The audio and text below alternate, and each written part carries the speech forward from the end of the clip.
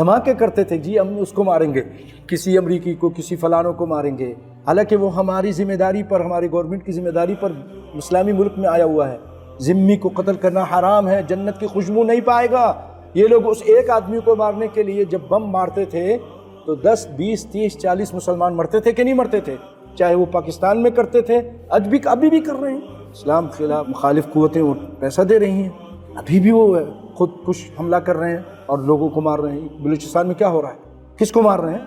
کافروں کو نہیں ماریں گے، وہاں جا کے نہیں کریں گے کہ مسلمانوں کو ماریں۔ کتنی سچ بات کہی آپ صلی اللہ علیہ وسلم نے۔ ہوشیار رہیے جو بھی ایسا کرتے ہیں، یقتلون اہل الاسلام ویدعون اہل الاوثان، اور صغار الاسنان سفہاء الاحلام، کہ یہ سب سے بری مخلوق ہوں گی۔